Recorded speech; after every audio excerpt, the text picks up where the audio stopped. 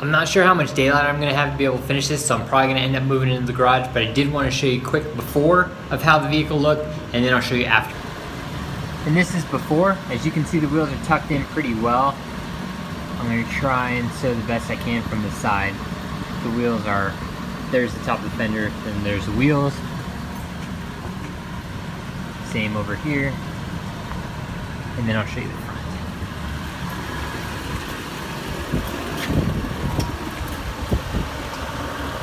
See how they're inset like that?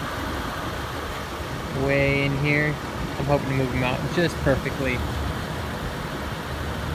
Let's get rid of that factory style weird look.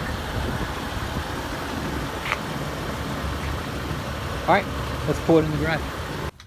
Key thing on the installation, when you're starting with the back, always chalk your front wheels. I use bricks or chalk. Bricks work perfectly fine, but just chalk your front wheel, because if you don't, when you lift up the rear, your front's going to start sliding forward. Okay, I'm going to start at the very basics for you guys. Before you lift up your vehicle,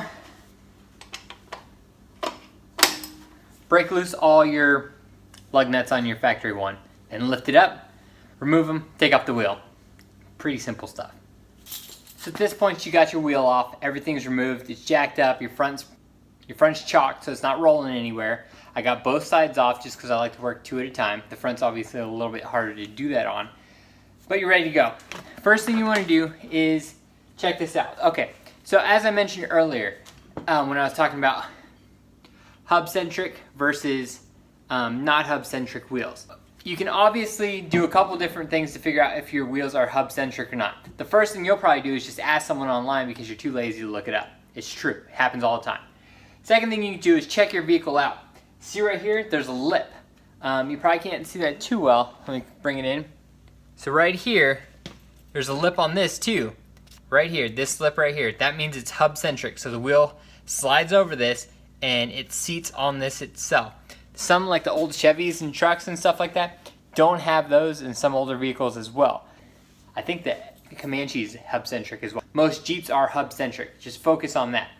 Alright, so once you realize if it's hub-centric or not, if it is, just get the hub-centric one. What you're going to do is take off all the lug nuts off of this. Okay? And drop them on the floor like I'm obviously doing. Before you even get started with anything, test this out. Make sure it fits and fits flush. You don't want anything jacked or cockeyed or anything like that. You want it to be super flush. So, test it on there. Make sure you got the right one. Everything fits. Alright, cool. Everything fits. My hub-centric part lines up and everything is in there. It's secure. Okay? Next thing you want to do is check your lug nut depth. Go ahead and just get one and screw it on there just to see where it goes. No, I'm not torquing this down. That's not the point of what I'm doing. I'm just checking on the distance. And of course, this is going to happen too. Check your new lug nuts. See what size they are. They aren't 21 millimeters. That's why it didn't fit in there. It's going to be a smaller size. Probably a 19. Yep, just like I said, a 19. 19, well, this 19 doesn't want to fit in there either. Let's see, I should have another one here. Hopefully this is thinner. Yes, this one fits. Perfect. Alright, so right now I'm just testing out the lug nut. I'm not doing anything else. I'm not torquing this down. I'm gonna take it back off, so don't think that I'm just tightening this to hell and gonna torque them down like that. Oh, another thing. You see how this is spinning? Pull up the e-brake. Solves everything. You don't want that to happen. Pull your e-brake. I'll be right back. Alright, so we know everything fits, and now we're ready for this part. Red Loctite. Like I said, I use this on all my spacers. You can use blue. I think they recommend red. By the way, these actually came with instructions too. I didn't mention that earlier. So props to that. What you're going to do is, so basically you're going to clean off your threads, get a wire brush or whatnot, clean them off. If some of these guys are really dirty, some of them are rusty. Mine are in really good shape because it's basically new, and I just happen to be lucky. So what you're going to do is you're going to put red Loctite on the ends of the threads. Don't put them at the base because odds are high your lug nut's not going to go all the way down that far, just in general, because your wheel obviously has a little bit of space in it. So put them on the end, put a nice little bit. I like to put more than necessary. Some people only put like a little drop, but fuck that. Put on as much as you want. I'm not worried about not being able to get my lug nuts back off. I'm more worried about a lug nut coming off by itself than me not being able to get it off in the future, if that makes sense. Just make sure you keep enough for the rest of the vehicle. And this is what it looks like after I do it. Got thread locker on all my bolts. I put them on the end just like I mentioned, that way you have it sealed up. Alright, you're halfway there. So go ahead and put your wheel spacer on there, and go ahead and start putting your lug nuts on. With any lug nut, I always thread it on a little bit first before I use the air gun. I don't use the air gun to thread it on, just in case it's off. I don't want to cross thread it or mess up any threads. And then just start putting them on.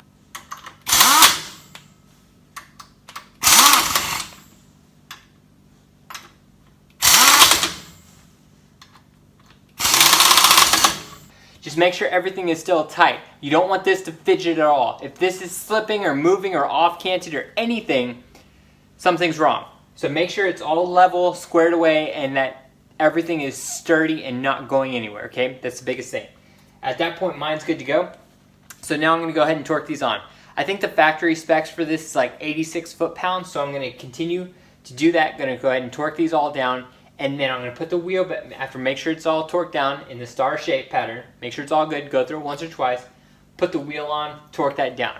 Then what you're going to do is drive around, okay? In about 100 miles or so, take off your wheel and just make sure that your bolts still look good. If you see any of them started to back out, or if this is loose by any means, stop and restart this whole process. So that's what you're looking for. You want to make sure that this is all squared away and tight.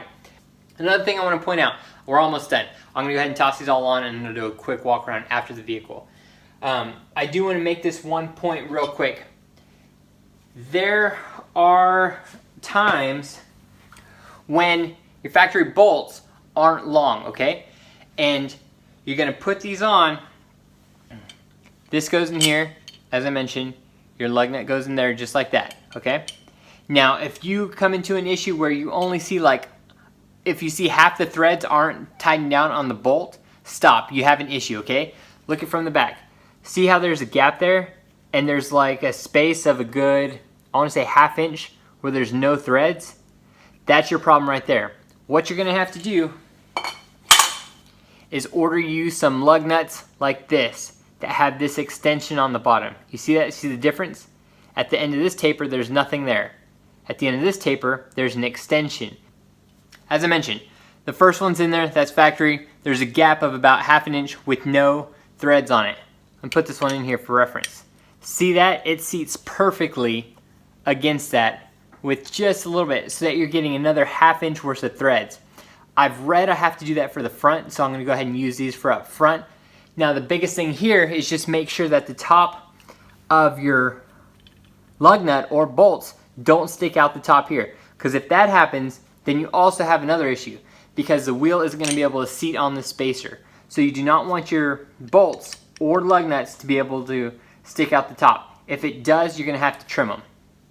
Okay? So in this situation, I'm going to be taking off these caps. If I need to use these, I'm going to bust off or trim off this little cap right here. And this is just what I have. I could probably obviously get a little bit shorter one, but I've heard these caps just pop right off for these Gorilla ones, and then it just becomes an open-ended lug nut.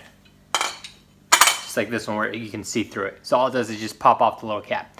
Anyways, that's the difference. So if you do not have a lot of threads, get you either a new lug nut like this with the extension, or you need longer bolts. So that's another safety tip.